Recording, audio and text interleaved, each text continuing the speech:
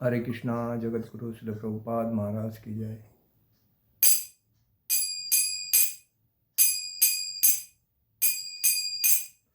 जय राधा माधव कुंज विहारी,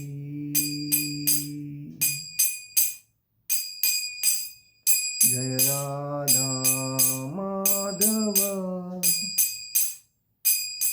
कुंज विहारी।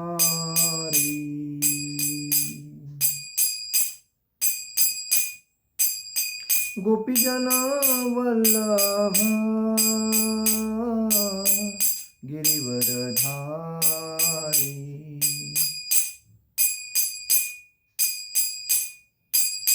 गोपीजन वल्लभ गिरिवरधारी, यशोदानंदन ब्रज जनरंजन, यशोदानंदन ब्रज जनरंजन, यमुना तीरा वनचारी, यमुना तीरा वनचारी, जय राधा माधव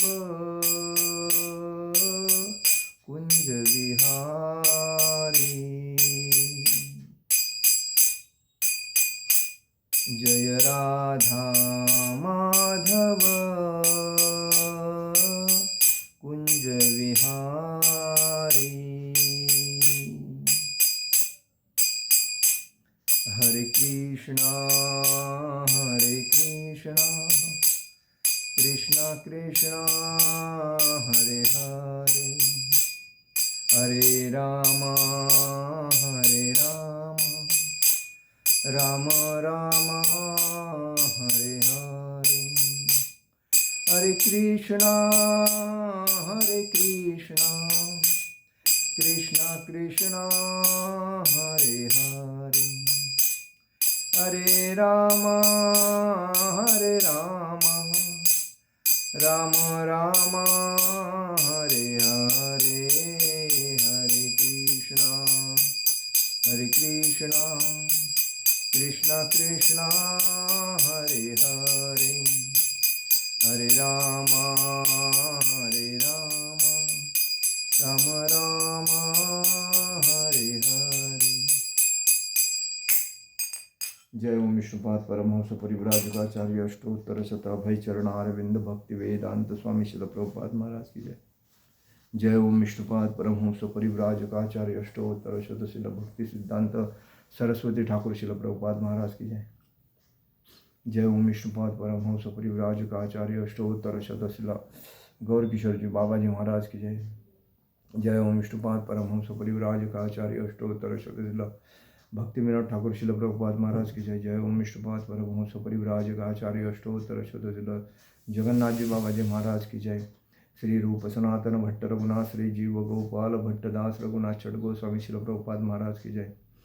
नामाचार्य अनंत कोटि वैष्णव वृंद की जय। नामाचार्य शिल हरिदास ठाकुर की जय। प्रेम से कहो श्री कृष्ण चैतन्य प्रभु नित्यानंद श्री अद्वैत गदाधर शिवासादि गौर भक्त वृंद की जय। श्री श्री राधा कृष्ण गोप गोपीनाथ श्याम कुंड राधा कुंड गिरि गोवर्धन की जय।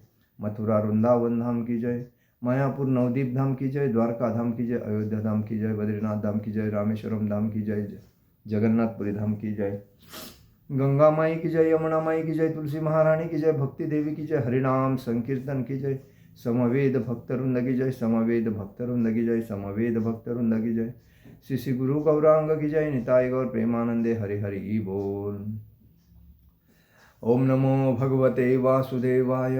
ओम नमो भगवते वासुदेवाय। ओम नमो भगवते वासुदेवाय। नारायणं नमस्कृत्य नरो चैव नरोत्तमं देवी सरस्वती व्यासं ततोदयो उदीरये। नष्टप्रायेषु भद्रेषु नित्यं भागवत सेवया भगवती उत्तमश्लोके भक्तिमती नैष्टिकी।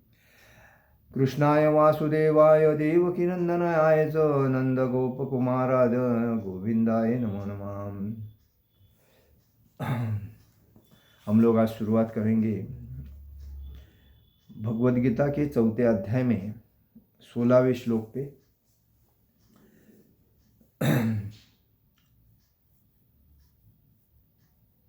कि कर्मेति कवयोप्यत्र मोहिता तत्ते कर्म प्रवक्ष्यामि यज्ञात्वा मोक्षसे शृण्वात्। कि किम कर्मेति कवयोप्यत्र मोहितां तत्ते कर्म प्रवक्ष्यामि यज्ञात्वा मोक्षसे श्रुत्वात्।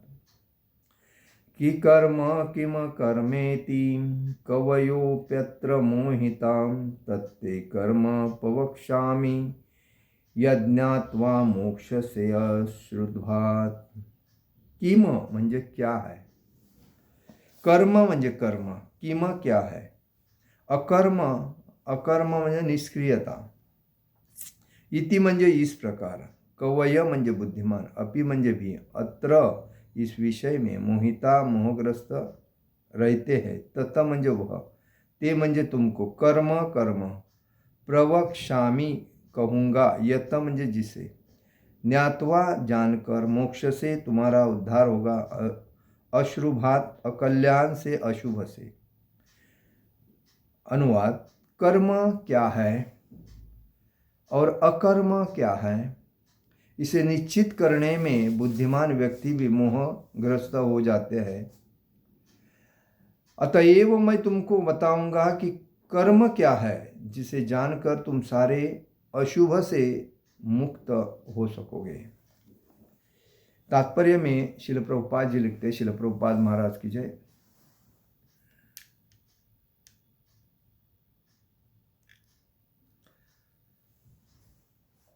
कृष्ण भावनामृत में जो कर्म किया जाए वह पूर्ववर्ती प्रामाणिक भक्तों के आदर्श के अनुसार होना चाहिए।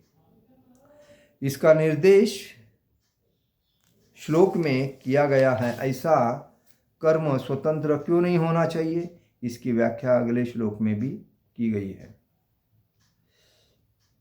कृष्ण भावनामृत में कर्म करने के लिए मनुष्य को उन प्रामाणिक पुरुषों के नेतृत्व का अनुगमन करना होता है जो गुरु परंपरा में हो, जैसा कि इस अध्याय के प्रारंभ में कहा जा चुका है। कृष्ण भावनामृत पद्धति का उपदेश सर्वप्रथम सूर्यदेव को दिया गया, जिन्होंने इसे अपने पुत्र मनु से कहा। मनु ने इसे अपने पुत्र इक्ष्वाकु से कहा और यह पद्धति तब से इस पृथ्वी पर चलती आ रही है। अतः परंपरा के पूर्ववर्ती अधिकारियों के पदचिन्हों का अनुसरण करना आवश्यक है।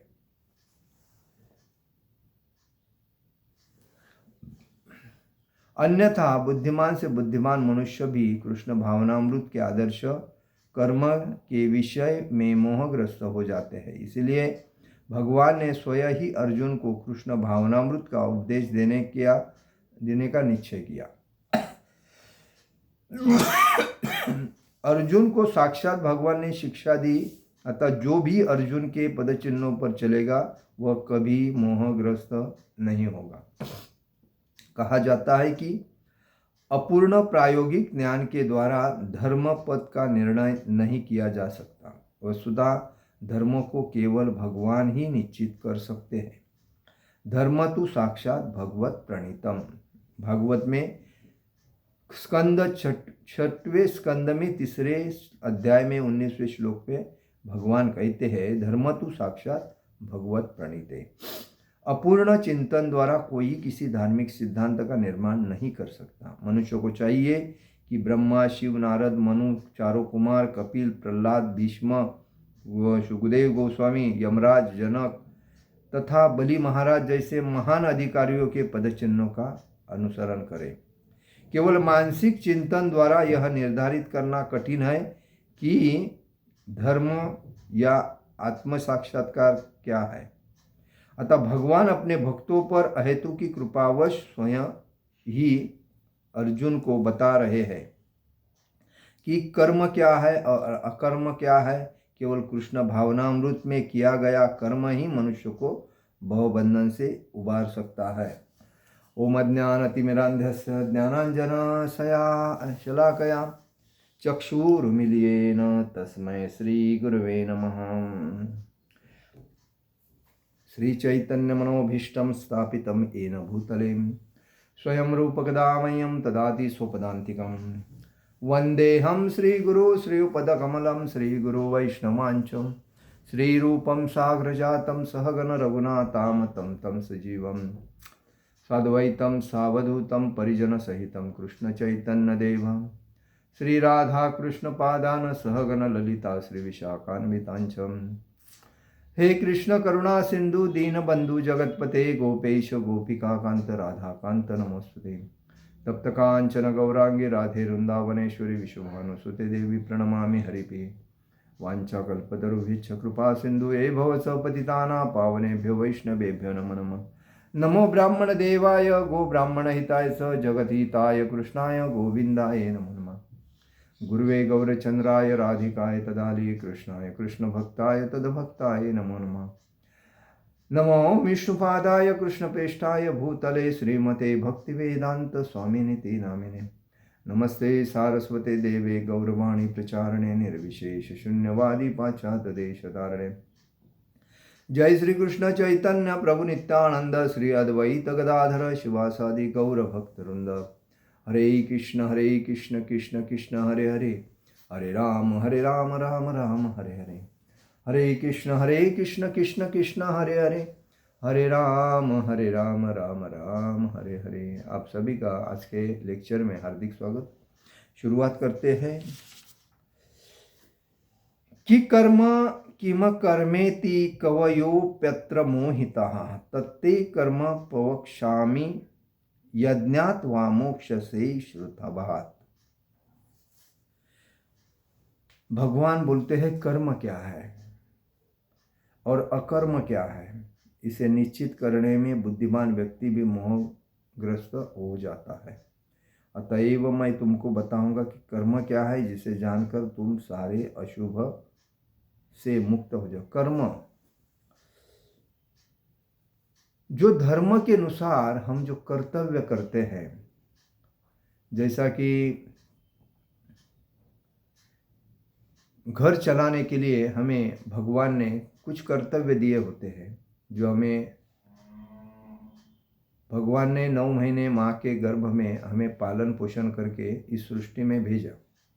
सृष्टि में भेजने के बाद हमारा फर्ज, हमें उन्होंने जो कर्म है हमारा वो करने के लिए भी उन्होंने तैयारी करके ही भेजा है। वो हमारे नसीब में है, वो ही हमको मिलता है। तो हम जो अपने लिए जितना चाहिए, अपने परिवार के लिए जितना चाहिए, उतना ही हम कर्म कर, मतलब जो कमाते हैं ईमानदारी से, पारदर्शिता से, वो और भगवान के लिए अर्पित करते हैं।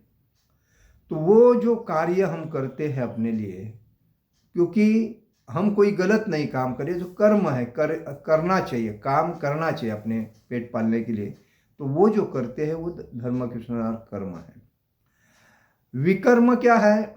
जो हम कर्म करते हैं लेकिन उसमें भगवान को सामने रख के है, ये मैंने जो किया है उसमें भगवान के लिए मैं कर रहा हूँ। विकर्म। अकर्म। विकर्म क्या है? कर्म, अकर्म, विकर्म। विकर्म क्या है? जो हम ज़्यादा कमाते हैं लोभ के माध्यम से, पद प्रतिष्ठा के माध्यम से, और उसमें हम भगवान को तो अर्पित नहीं करते हैं, लेकिन खुद के स्वार्थ में, और उससे हमारे मतलब मन में विचार गलत आने शुरुआत होते हैं, अलग अलग लोभ शुरुआत होते हैं, तो विकर्म होता है। मतलब जो धर्म के अधर्म से कमाते जो है, जो चीटिंग करके, चोरी करके, लोगों को लूट के, झूठ बोल के जो कमाते हैं, वो विकर्म है। और इससे हमारे जीवन में तकलीफ शुरुआत हो जाती है। और इसीलिए कभी भी हम धर्म कहता है कि तुम्हारे नसीब में और तुम्हारे फर्ज में जितना है उतना ही तुम्हें कमाना चाहिए, अपेक्षा ज़्यादा नहीं करनी चाहिए। और जब तुम ज़्यादा अपेक्षा करके कमाते हो तो इसका मतलब तुम पाप कमा रहे हो, अपराध कर रहे हो, और आगे जाके तुमको जीवन में तकलीफ आने के लिए तुम रास्ता बना रहे हो। तो ये आज समाज में जो लोग कमा रहे हैं वो क्या कमा रहे हैं? तो विकर्म है यो, जो अयोग्य मार्ग से जो कमा रहे हैं, धन दौलत, पैसा, प्रसिद्धि, बंगलो ले रहे हैं, जमीन ले रहे हैं, जो ये सब असो मतलब नरक में जाने का दरवाजा है कर्म। तो हम जो भी कमाते हैं और वो भगवान को समर्पित करते हैं और ईमान मतलब जो कर्तव्य के अनुसार जो कमाते हैं वही है। इसलिए इसमें दिया है कि कृष्ण भावनामृत में जो कर्म किया जाए वह पूर्ववर्ती प्रामाणिक भक्तों के आदर्श के अनुसार होना चाहिए। पूर्ववर्ती प्रामाणिक भक्त, जैसा कि इसमें उदाहरण दिए हैं जो 12 ये है भगवान के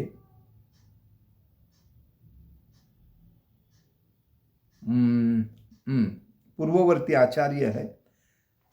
तो क्या उनको बोलते हैं, मनु आचार्य नाम मुंह में है, आता है, आएगा। तो इनके माध्यम से हम अगर ईमानदारी से कर्तव्य करते हैं तो हमें कोई जीवन में तकलीफ नहीं होगी। और जब अब अधर्म मतलब गलत रास्ते से जो भी पैसा कमाते हैं तो हमें आगे जाके तकलीफ होगी। वो कोई भी रास्ता, कोई भी धन कमाओ तो हमें तकलीफ होगी, क्योंकि नियति किसको छोड़ती नहीं। और आज देखिए हर व्यक्ति दूसरे को मूर्ख बना के अपना फायदा करता है, दूसरे को चीटिंग करके, मतलब सत्य है उसको बाजू करने का, झूठ को सामने करके हम प्रतिष्ठित कितना है उसका भी वो लोग ये बताते हैं, क्या शोषाई नहीं करते हैं। तो इसलिए हमें आचार्य, जैसा हमारे आचार्य तो बहुत हैं, लेकिन हम छठ गोस्वामी आचार्य को सामने रखते हैं। उन्होंने जब उनको रूप गोस्वामी, सनातन गोस्वामी, इनको जब मुस्लिम सरकार में जब पद मिला था तो उन्होंने जो उनको पैसा मिल रहा था तो उन्होंने कहा ये विकर्म है, ये हमें जीवन में बर्बाद करेगा, इसको छोड़ना चाहिए और हमें ईमानदारी से भक्ति में जाना चाहिए।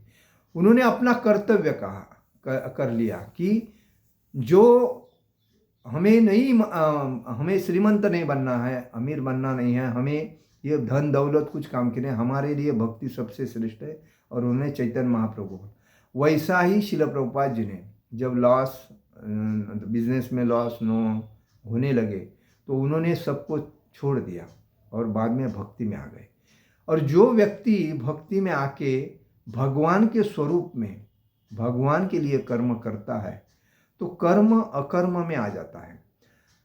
तो वो भगवान के लिए, हम अगर कोई भी किसी ने अमाप पैसा कमाया है, ब्लैक मनी है, और पैसा कमा के अभी क्या कर रहा है उसको समझ में नहीं आया, अगर वो पैसा भगवान के भक्ति में वो दान देता है तो वो कर्म के अनुसार चलता है। क्योंकि भगवान के जो भी तुम गलत मार्ग से कमाया है, किधर से कमाया है, लेकिन वो तुम भगवान को समर्पित कर रहे हो ना, तो वो योग्य रास्ते में चला गया।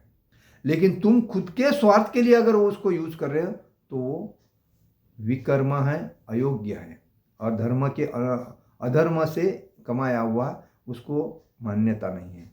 इसलिए बहुत से लोग देखो अमीर बनते हैं, लेकिन उनकी वास्तविकता देखोगे तो वो चोरी छुपे लोगों का पैसा जो होता है, अभी अधिकारी रहते हैं, ये मंत्री वगैरह जो रहते हैं, बड़े बड़े लोग जो रहते हैं, वो ईमानदारी से कभी श्रीमंत नहीं बन सकते हैं। दूसरे को झूठ बोलना, दूसरे से चीटिंग करना, उस वजह से, इसीलिए मराठी में कहावत है, दिस्त तस नस्त म्हणून जग फस्त।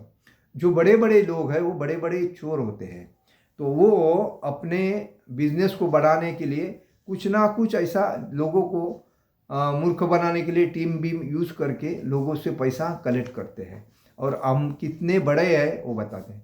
लेकिन कभी भी याद रखिए, आदमी कितने भी बड़ा हो जाएगा, हमें अरबों खरबों में वो खेल रहा है, लेकिन उसने याद रखना चाहिए कि उसके जीवन में खाली 6 फुट ही ज़मीन उसके काम की है, बाकी सब व्यर्थ है। क्योंकि जो व्यक्ति गलत रास्ते से पैसा जब कमाता है तो वो उसका गलत नतीजा उसको भोगना ही है। लेकिन जब आदमी जाता है तो उसकी धन दौलत उसके साथ नहीं जाती, वो इधर ही रहती है। वो जब स्मशान में जाता है या उसको ज़मीन में गाड़ा जाता है तो उसके लिए 3x6 की ज़मीन देते हैं। भले वो गरीब है, भले वो मध्यम है, भले वो अमीर है, मतलब दुनिया में 1 नंबर का अमीर है, लेकिन उसके जीवन में ज़मीन कितनी है? 3x6 की। तो आदमी की कितनी भी प्रॉपर्टी होने के बाद उसके जीवन का मुख्य अर्थ यही है, उसके जीवन में 3x6 की ही ज़मीन में उसको दफन किया जाता है। बड़े उसके बाजू में बगीचा बनाए, ये करें, बड़ा बड़ा ये बनाए, वो ठीक है, लेकिन उसका शरीर किस में है? 3x6 में। तो आदमी ने अपनी है जो ये है, क्या बोलते हैं, परिस्थिति है, समझना चाहिए। इसीलिए ज़्यादा पैसा, अभी मैं देखता हूँ कभी कभी कोई दीवार में पैसा रखता है, पलंग में पैसा रखता है, ज़मीन में पैसा रखता है, गोडाउन में पैसा रखता है। किसके लिए? क्या है इसका उपयोग? अरे ये जनता का पैसा है, जनता में जाना चाहिए। देखिए, जब बहता पानी है वो शुद्ध होता है और जो जमा हुआ पानी है वो अशुद्ध होता है। जैसा कि हम झरा से पानी जब बहता जाता है तो देखिए कितना शुद्ध दिखता है, और जो पानी झरा से नहीं बहता उधर ही जमा हुआ है वो क्या होता है? गंदा दिखता है। तो वही है परिस्थिति इस कर्म की, विकर्म के।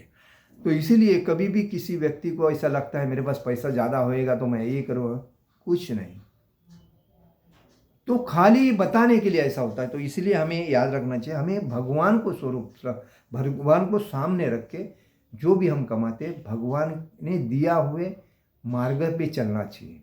हमें कभी किसी के गलत रास्ते से पैसा नहीं कमाना चाहिए, क्योंकि जो गलत पैसा आता है हमें गलत रास्ता ही लेके जाता है। कभी भी लक्ष्मी चंचल है, और कभी लक्ष्मी जो है वो अपने पास ईमानदारी से आती है तो नारायण के साथ जो आती है तो स्थिर हो जाती है। जब नारायण के साथ नहीं आती है तो वो चंचल हो जाती है। जैसा हम कृष्ण भक्त है और कृष्ण भक्ति में हम भक्ति करते करते कोई हमें कोई दान देता है, तो दान देने के बाद मतलब वो दान क्या होता है? डोनेशन माध्यम से आता है, तो वो स्थिर हो जाता है, क्योंकि वो भक्ति के माध्यम से अपने प्रसन्न मन से दिया है, उसे कोई मांगा नहीं है या कोई लोभ किया नहीं है, लालच रखा नहीं है, अपने मर्जी से प्रसन्नता से दिया उसे। लेकिन हम लोभ करते हैं, मुझे दे दो, मैं ये करो, इतना तो, ये जो चंचलता है ये अपने को तकलीफ देते हैं। तो ऐसा नहीं करना चाहिए। अपने मर्जी से कोई जो चीज़ अपने को देता है प्रसन्न मुद्रा से, तो उसका आदर करके लेना ये प्रत्येक व्यक्ति का कर्तव्य है। तो ये स्थिर रहती, इसीलिए भक्ति करना चाहिए, और भक्ति करते करते जो अपने पास लक्ष्य में आती है वो स्थिर रहती है। लेकिन भक्ति नहीं करके जब हम धन कमाते हैं तो अस्थिर होती है। हमें गलत रास्ते में, जिसके पास ज़्यादा पैसा होता है, देखो वेश्या व्यवसाय में जाता है, अलग अलग स्त्रियों में जाता है, अलग अलग जुआ में जाता है, अलग अलग प्रॉपर्टी गलत रास्ते लेने को जाता है। जो अगर किसी की अच्छी प्रॉपर्टी है वो कब्जा करने के लिए प्रवृत्त करता है, ये बात है। तो इसे महाजन, तो ये महाजन बताइए है, ब्रह्मा जी महाजन है, शिव जी महाजन है, नारद मुनि महाजन है, मनु महाजन है, 4 कुमार महाजन है, कपिल महाजन है, प्रहलाद महाराज महाजन है, भीष्म महाजन है, भीष्म पिता, सुखदेव गोस्वामी महाजन है, यमराज महाजन है, जनक महाराज महाजन है, बलि महाराज महाजन है। ये जो 12 महाजन है, इनके पदचिन्हों पे चलना चाहिए। बलि महाराज ने अम, अम, हाँ, वामन देव को, आपको क्या चाहिए वो मांगो, ऐसा कहा। तो वामन देव ने ऐसा कहा कि मुझे 3 पग जमीन चाहिए बस। जब उसने एक पाय रखा तो पूरा आकाश तक गया, धरती आकाश। तो दूसरा पाय हो, पृथ्वी पूरी एक पैर में पृथ्वी, दूसरे पैर में आकाश पाताल, और तीसरा पैर किधर रखो, तो बाधा, तीसरा पैर मेरे मन सर पे रखो। तो बलि का स्थान किधर है? जमीन के अंदर है। तो ये बात है पाताल में। तो इसीलिए बलि को अहंकार था अपने श्रीमंती का। तो ये बात है। तो कभी जो व्यक्ति पैसा, प्रसिद्धि, पद, प्रतिष्ठा मिलने के बाद अहंकार हो जाता है तो उसका आगे जाके नाश होता है। तो कभी भी कोई चीज़ ने, आज जितने लोग हैं बड़े बड़े जो उद्योग अमीर बने हैं, मंत्री बने हैं, खासदार बने हैं, बड़े बड़े मंदिरों में प्रॉपर्टी बनाए हैं लोगों के पैसे से, कोई किसी को प्रेसिडेंट पद मिला तो उसके पास डोनेशन आया तो उसने प्रॉपर्टी खरीदी। अरे लेकिन पैसा किसका? पैसा भगवान का। और तुमको भगवान ने अपनी सेवा करने के लिए रखा तो तुमने क्या किया? भगवान का ही पैसा अपने पैसे अपना बना के प्रॉपर्टी बना। ये सब क्या है? विकर्म है। और ये उसको आगे जाके तकलीफ देगा, क्योंकि ये उसको भागवत धाम नहीं पहुंचाएगा, ये उसको नरक में ही पहुंचाएगा। भले वो भक्त है। नियति किसको छोड़ती नहीं। भगवान तो माफ करते हैं, लेकिन नियति का फल अलग होता है। तो ईमानदारी से, भगवान देख रहा है मैं क्या कर रहा हूँ, सही कर रहा हूँ, गलत कर रहा हूँ, और भगवान की प्रॉपर्टी, भगवान के पैसे को चुरा के मैं मेरी प्रॉपर्टी बनाऊंगा, तो ये कितना गलत काम है। तो ये लोगों को समझना चाहिए। जो मूर्ख होते वो प्रॉपर्टी बनाते, जो ज्ञानी होते तो भगवान की प्रॉपर्टी, भगवान का पूरा एक एक पैसा भी, भगवान 1 रुपया भी नहीं अपने पास रखेंगे, उस भगवान को समर्पित करते हैं, वो ज्ञानी होते हैं। तो इसलिए कहा जाता है कि कृष्ण भावनामृत में जो कर्म किया जाए वह पूर्ववर्ती प्रामाणिक भक्तों के आदर्शों के अनुसार होना चाहिए। जो मैंने अभी 12 महाजन बताए उनके, ये ऐसा कर्म स्वतंत्र क्यों नहीं होना चाहिए? इसकी कृष्ण भावनामृत में कर्म करने के लिए मनुष्य को उन प्रामाणिक पुरुषों के नेतृत्व का अनुगमन करना चाहिए। प्रामाणिक कौन? जैसा भगवान ब्रह्मा जी है, शिव जी है, नारद है, मनु है, 4 कुमार है, कपिल, प्रहलाद, भीष्म, सुखदेव गोस्वामी है, महाराज यमराज है, जनक महाराज है, बलि महाराज है। ये तो जो गुरु परंपरा में है, जैसा कि ये प्रारंभ में हम कृष्ण भावनामृत पद्धति में उपदेश, सर्वप्रथम भगवान ने जो पहली भगवत गीता कही, तो पहली किसको कही थी? विवस्वान सूर्यदेव को कही थी। सूर्यदेव ने किसको कही थी? मनु को कही थी। मनु ने किसको कही थी? इक्षा को। तो ये जो परंपरा है, तो ये परंपरा, इसीलिए हर व्यक्ति ने अपने जीवन में मनु संहिता जो है उसके जो आदर्श है आत्मसात करने चाहिए।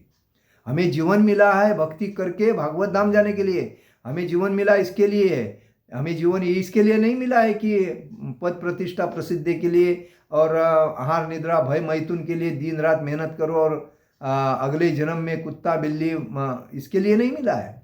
हमें भगवत धाम जाने के लिए, हमारा मुख्य घर किधर है? हमारा मुख्य घर भगवत धाम में है, लेकिन हम ये भाड़ेत्री घर पे माया जाल में कलयुग में फंस रहे, क्योंकि हमने लालच किया था इसलिए।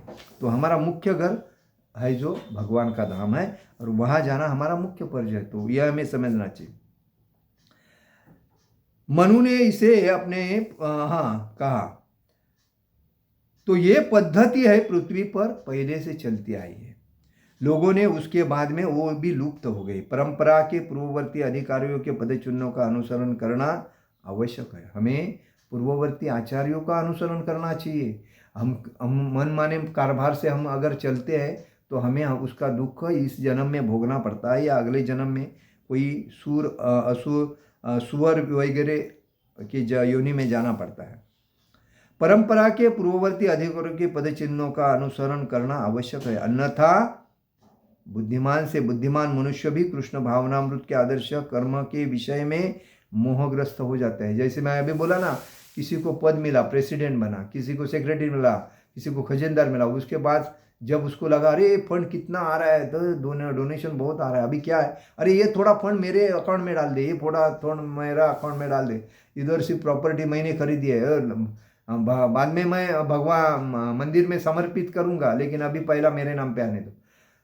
उसके नाम पे आने के बाद कौन मंदिर में समावेश करता है? वैसी संस्था की, सोसाइटी की रहती है, अध्यक्ष रहता है, तभी उसको लगता है अरे ये सब मेरे वजह से हो रहा है, मेरे वजह से।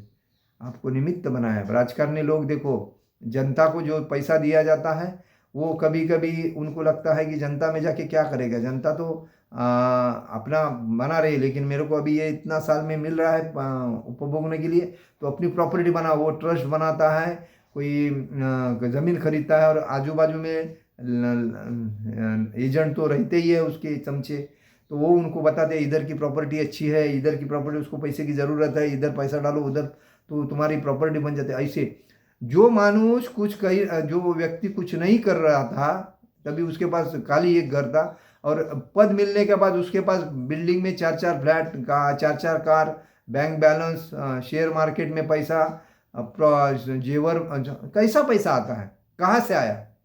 तो ये सब विकर्म है, ये अयोग्य मार्ग से कमाया हुआ पैसा, ये बहुत चोर बनते हैं लोग, तो ये अयोग्य है, उसका परिणाम उसको भोगना पड़ता है। तो इसलिए कहा जाता है कि धर्म के अनुसार हमें चलना चाहिए, अधर्म हम हमारे जीवन में लाना नहीं चाहिए। अधर्म हमें जीवन का नाश करता है, टेंशन देता है, और जीवन जीने का हमें अयोग्य रास्ते पे लेके जाता है। तो अर्जुन ये इसीलिए बोलते हैं कि बुद्धिमान मनुष्य को के आदर्श के कर्म के विषय में मोह, बुद्धिमान व्यक्ति भी ऐसे में जाता और फंसता है। इसलिए भगवान ने स्वयं ही अर्जुन को कृष्ण भावनामृत का उपदेश देने का निश्चय किया। अर्जुन को साक्षात भगवान ने शिक्षा दी, अतः जो भी अर्जुन के पद चिन्हों पर चलेगा वह कभी मोहग्रस्त नहीं होगा। जो अर्जुन को भगवान ने क्यों चुना? क्योंकि अर्जुन भगवान का शुद्ध भक्त था, मित्र भी था, और संसार में अर्जुन को कहने से लोगों के ध्यान में आ जाएगा, इसीलिए उसको चुना। तो हमें अर्जुन के पद चिन्हों पे क्यों चलना चाहिए? क्योंकि अर्जुन एक पारदर्शक था, एकनिष्ठ था, धर्म की रक्षा करने वाला था, धर्म के सिद्धांतों को मानने वाला था, और वो ना विकर्म कर रहा था, ना अयोग्य कोई कर रहा था, और जो अपने जीवन में जो योग्य है उसको ही लेके चल रहा था। ये बात है। कहा जाता है कि अपूर्ण प्रायोगिक ज्ञान के द्वारा धर्म पद का निर्णय नहीं किया जा सकता। अज्ञानतावश में कभी धर्म का निर्णय नहीं होता। धर्म को केवल भगवान ही निश्चित करते हैं। धर्म कोई दूसरा व्यक्ति नहीं स्थापित कर सकता है, धर्म भगवान ही स्थापित करते। इसलिए कहते हैं धर्म तु साक्षात भगवत प्रणेति परित्राणाय साधुना विनाशाय स दुष्कृता धर्म संस्थापना कार्य संभवामि युगे युगे।